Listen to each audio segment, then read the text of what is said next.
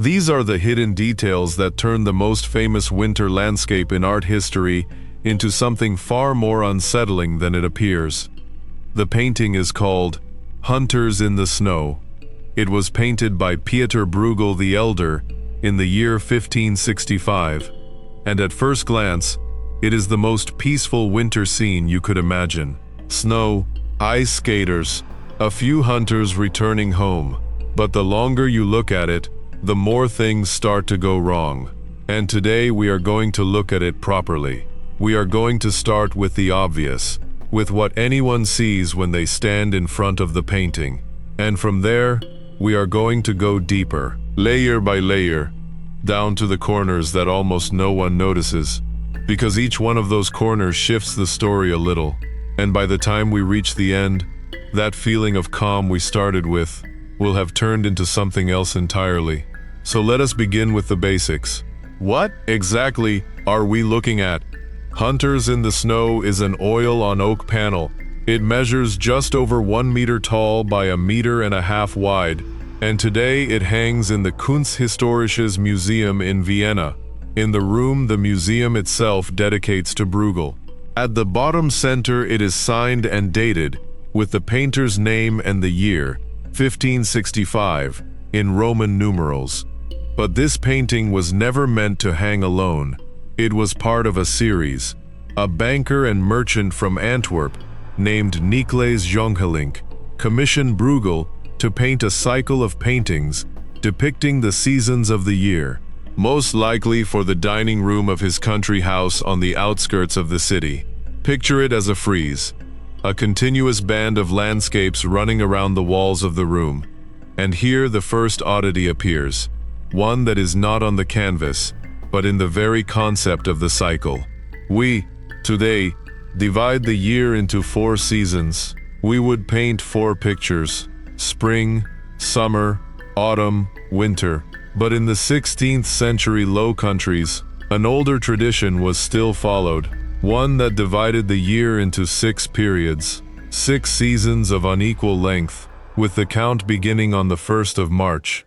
That is why the cycle did not have 4 panels. It had 6, and of those 6, 5 survive. They are spread today among Vienna, Prague, and New York. There is the gloomy day, corresponding to the end of winter and the start of spring. There is the haymaking, from the beginning of summer. There are the harvesters, with the wheat of late summer, which today hangs in the Metropolitan Museum in New York. There is the return of the herd, from autumn. And there is this one, Hunters in the Snow, which closes the series and represents the months of December and January. The 6th panel, the one for spring, for April and May, has been lost. The fact that this painting is the winter of a cycle matters more than it seems, and we will see why in a moment. But before the small details, there is something large that needs naming, because it is what you feel, physically, when you look at the painting: the cold. Bruegel's genius here is that the cold is not explained, it is transmitted. The Vienna Museum puts it very directly in its own text. It is not the sum of the details that makes this painting great. It is its overall effect. Bruegel masterfully evokes the impression of a permanent cold, and that is why it is recognized as the first and most important winter landscape in all of European painting. And everything conspires toward that sensation. The trees are black silhouettes, bare branches coated in a thin layer of snow. The hunters walk hunched over, heads down, sinking into the deep snow. The dogs are gaunt, their ears drooping, and the entire palette, whites, grays, ashen blues, and above all those pale, almost spectral greens of the frozen water, makes the image itself seem frozen. The watermill is immobilized by ice. The river is frozen solid, and not a single snowflake is falling. The sky is overcast, but completely still, as if the entire scene were trapped inside a snow globe. And here it is worth pausing, because this is no ordinary winter. When Bruegel paints this work, around 1565, Europe is passing through a period of cooling. Scientists call it the Little Ice Age, a phase of lower temperatures that stretched, according to current dating, from roughly the year 1300 to 1850. And within that long period, the 1560s are considered the first decade of truly extreme weather. The winter of 1564 to 65, precisely the one depicted in this painting, is cited as one of the coldest of the century. And what did that mean in practice? It meant that the great commercial rivers of the region, the Scheldt and the Meuse, the arteries along which goods flowed, froze over completely. Transport ground to a halt. Food began to grow scarce. Firewood became so expensive that a single sack could cost the equivalent of 2 weeks' wages. And there are records of households that resorted to burning their own wooden floors to keep from freezing to death. On the 2nd of January 1565, an enormous block of ice entered the port of Delfshaven and blocked access to the river. According to the inscription on a painting from the period, that block measured nearly 6 meters tall and 70 meters wide.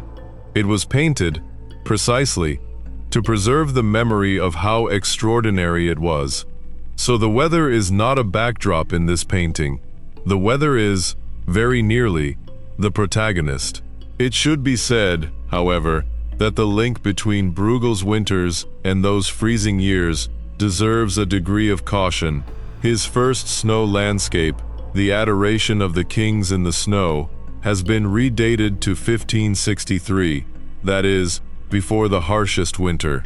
But what is beyond dispute is that Bruegel, virtually single-handedly, founded the genre of the winter landscape in Western painting. Before him, it barely existed.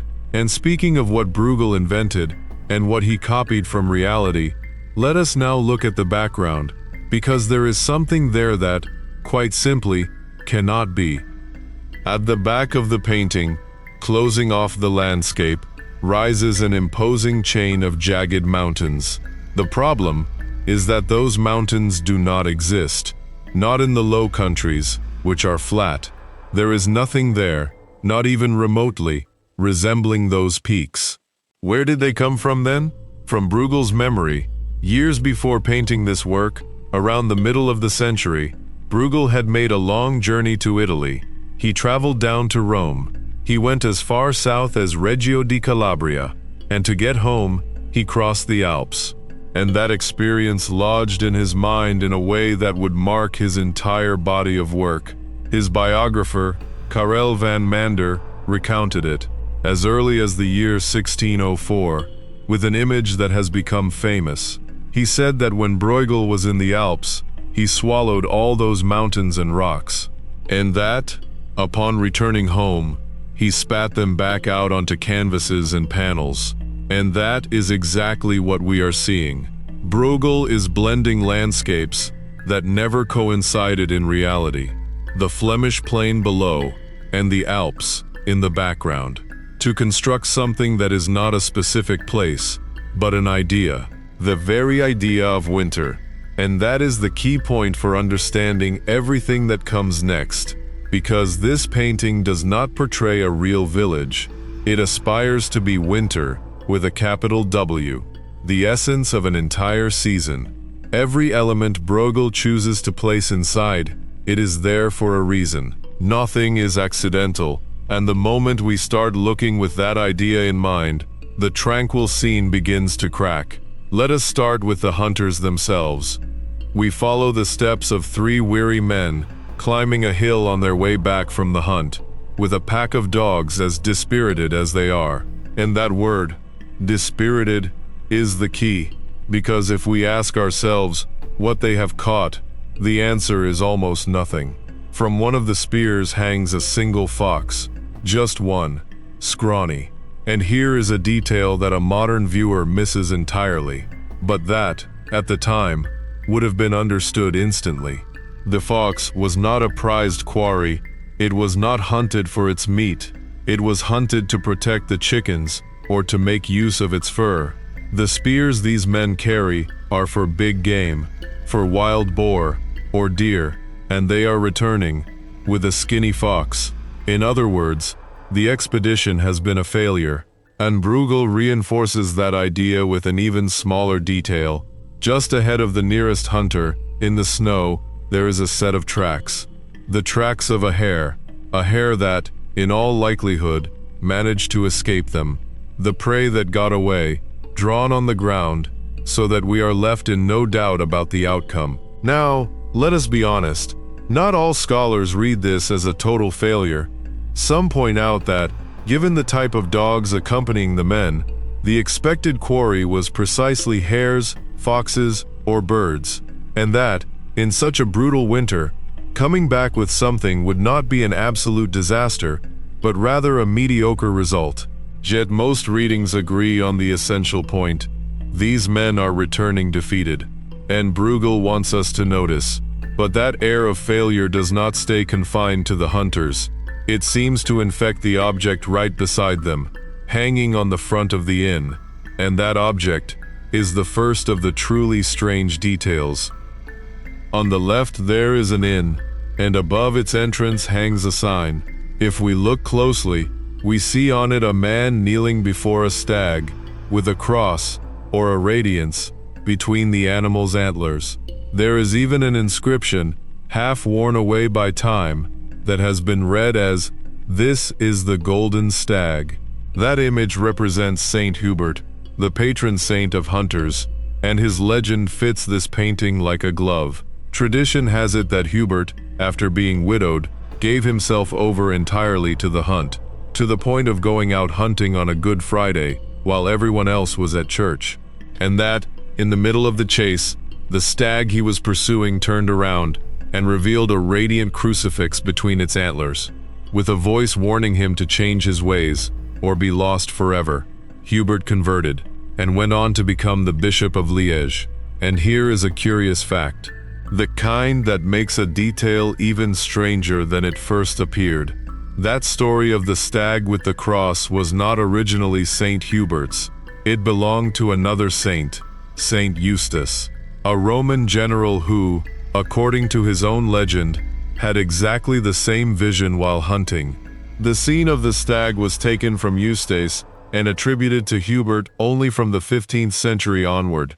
Two saints, the same apparition, both patron saints of hunters, but the truly unsettling thing about the sign is not what it depicts, it is how it is placed. Because the sign is crooked, it has almost come away from its fastenings, hanging precariously, as if about to fall to the ground at any moment. An insignificant detail? Perhaps.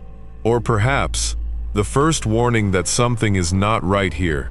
There is a reading, proposed by the art historian Reindert Falkenberg, that goes further. He suggests that the people in the painting have lost sight of precisely that Christ who hangs, swaying, above the tavern door. A kind of spiritual blindness. Everyone busy with their own affairs, and the divine sign about to come loose, without anyone looking at it. Hold on to that idea. The idea of people who cannot see the danger right in front of them, because it is coming back. But first, let us lower our gaze toward the village, toward the valley, where life seems to carry on with complete unconcern. Because even there, in the most idyllic vignette of the painting, Bruegel has hidden an alarm. Down below, on the frozen ponds, dozens of tiny figures give themselves over to winter pastimes. There are people skating. There is something resembling hockey. Someone appears to be playing a kind of curling. Someone is fishing through the ice. There are children. There are sleds. It is the brightest, happiest part of the painting. It contrasts completely with the defeated hunters on the left, and one might think that Bruegel is offering us, here, a gentle vision, almost happy, of village life. And then, the detail appears, tiny, extremely easy to overlook. Between the church and the bridge, there is a house, and from that house, smoke is rising. But it is not the peaceful smoke of a chimney lit against the cold. If we look carefully, the chimney is ablaze. A fire has broken out, and around it there is movement. Someone has climbed onto the roof. Others are arriving with ladders, trying to put out the flames. It is a minuscule detail, I admit, but it changes the entire atmosphere of the scene, because, suddenly, that peaceful landscape seems far less safe than it appeared. And, suddenly, the ice on which that cheerful crowd skates so carelessly also seems more fragile, more likely to give way beneath their feet at any moment. This is Bruegel's signature in this painting. He has scattered across the entire landscape a series of small signals, signals that danger is there, latent, stalking, in silence, all those trusting little figures, stalking them, just as those birds perched on the branches above are stalking them. And the birds need to be taken seriously, because they are not there by chance. Up high, clearly visible on the bare branches, crows can be made out, and in the center of the image, crossing the sky, a magpie. These two species are not naturalistic decoration. In Bruegel's time, they were used to signal a bad omen, and the magpie, in particular, carried an even darker association. In Dutch culture, it was linked to the devil. The magpie was also a symbol of the gossiping tongue, of rumor and idle talk, and we know Bruegel thought this way, because he made it clear in another painting, The Magpie on the Gallows, a painting he made 3 years later, and which, according to his biographer Van Mander, he bequeathed to his own wife. In that work, the magpie represents gossiping tongues, tongues that Bruegel, symbolically, condemned to the gallows. So we have crows, and a magpie, omens that something bad looms over the scene, and the logical question would be, are these birds the threat? But Bruegel is subtler than that, and here we arrive at the most important detail in the entire painting, the one that reorders it completely. Because right in the center, half hidden, there is a trap. Beside one of the trees, on the snow, there is a bird trap. It is a tiny object, a small dark speck, surrounded by birds, and it is extremely hard to imagine that Bruegel placed it there by chance, especially because we know it interested him greatly. That very same year, 1565, he painted an entire other work built around this object. That other painting is titled Winter Landscape with Skaters and a Bird Trap, and in it, the trap appears in the foreground, much larger, much more obvious. Its mechanism is simple, a board propped up on a stick, with a rope attached. When the birds approach the bait and venture underneath, someone pulls the rope, and the board falls on top of them. That painting became so famous that it was the most copied work by Bruegel. More than 120 copies have been documented, many of them made by his own son. And what does that trap mean? Here we enter the territory of interpretation, and it is worth saying so clearly. According to the reading proposed by the specialist Sabine van Sprang of the Royal Museums of Belgium, the trap refers to a conception of human existence widely held in the 16th century. The idea of the believer as a pilgrim crossing a life strewn with dangers and temptations that must be navigated in order to be saved. In the literature of the period, bird traps symbolized precisely the lures the devil sets for careless souls, and the bird, traditionally, was the symbol of the soul. Now, let us return to the painting with that idea. Look again at the skaters in the valley and at the birds in the sky. Notice how the human figures, in the distance, have become small dark silhouettes, the same color as the birds. Notice how, because of the way Bruegel has constructed the perspective, some birds appear almost the same size as the people in the background. Some are even perched on the same ice, blending in with the skaters, and then, the analogy becomes obvious. The birds approaching the trap and the people dancing on the ice are, at bottom, the same thing. As Van Sprang summarizes, skaters and birds find themselves here both for their carefree nature and for their vulnerability to the dangers looming over them. That idea we stored away earlier, of people blind to the warning right in front of them, now returns in full. The slippery ice is existence itself, uncertain, insecure, and all those happy little dots are skating without knowing that they, too, are heading toward a trap. With that, this winter landscape ceases to be a simple scene of everyday life. It begins to speak of the fragility of existence and of the precarious balance on which it rests. And once you understand that, what the painting breathes is no longer, exactly, tranquility. It is a soft melancholy, the melancholy of seeing, from above, those small figures who suspect nothing, and yet launch themselves, joyfully, onto the ice. But before we close the book on all of this, we need to be fair to the painting itself, because not all experts read it the same way. It is worth separating what is fact from what is interpretation. That there is a crooked sign, a fire, some crows, and a trap, that is fact. It is painted there. What they mean is another matter. And on that question, art historians have spent a long time disagreeing. There is one school that reads the painting primarily as a scene from real life, a work of naturalistic observation, of humanism, more interested in the effect of the cold and in the whole than in hidden messages. And it is no coincidence that the Vienna Museum itself insists on that overall effect and on the sensation of permanent cold above any specific symbol. And there is another school, Falkenberg's and others, which sees the series of the seasons as a meditation on divine order, and which reads each of these details, the sign, the trap, the birds, as an allegory of the pilgrimage of life, and of humanity's moral blindness. There is even a note of caution worth keeping in mind. Regarding the companion painting, the one with the trap, the relevant encyclopedia itself notes that many historians have attempted to extract a moral or allegorical meaning, without any of those proposals achieving general acceptance. And there is a technical fact that gives pause for thought. It has been discovered that the trap was not in the preparatory drawing beneath the paint. Bruegel added it over the snowy background at a late stage. It was a conscious decision, a last-minute one.